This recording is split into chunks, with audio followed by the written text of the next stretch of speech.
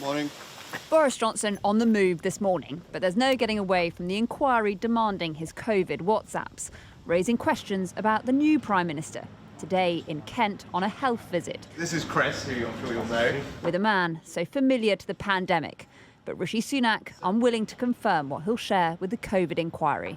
I think it's really important that we learn the lessons of COVID, and that's why the inquiry was established. And we want to make sure that whatever lessons there are to be learned are learned, and we do that in a spirit of transparency and candour. The government has cooperated with the inquiry. Tens of thousands of documents have been handed over. And with regard to the specific question at the moment, the government's carefully considering its position, but it's confident in the approach that it's taken. But that approach today became a bit confusing. In April, the COVID inquiry requested from the government all of Boris Johnson's unredacted WhatsApps and diaries over a 2-year period at the height of the pandemic. In May, the Cabinet Office responded, arguing that much of that material would be unambiguously irrelevant, some of it potentially personal and private. The COVID chair, though, remained resolute, but allowed today's publication deadline to slip until Thursday. Baroness Hallett also revealed that the inquiry was informed that the Cabinet Office does not have in its possession either Mr Johnson's WhatsApp messages or Mr Johnson's notebooks.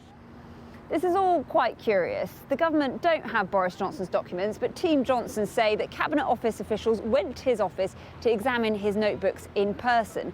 They say that Boris Johnson is very happy to share all of the relevant information.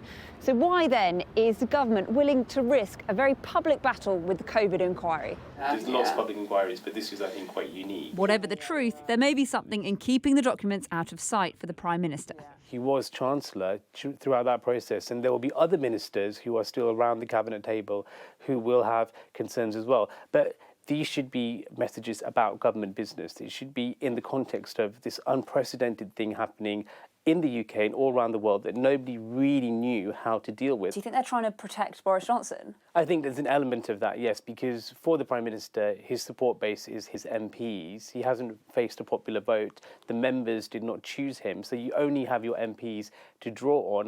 And there are those who think a dangerous precedent is being set. The issue of relevance that's important.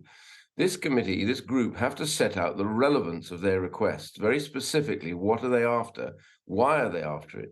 We need to understand what their purpose is in getting it. Otherwise, it just becomes another fishing trip in the hope that something interesting will pop up. What do the WhatsApp messages tell us about your behaviour during lockdown? Do they further impugn your integrity, sir? Is your political career over, Mr Johnson? That not yet clear. What is clear is that Rishi Sunak's troublesome predecessor continues to loom large over a Prime Minister trying to move on. Ali Fortescue, Sky News, Westminster.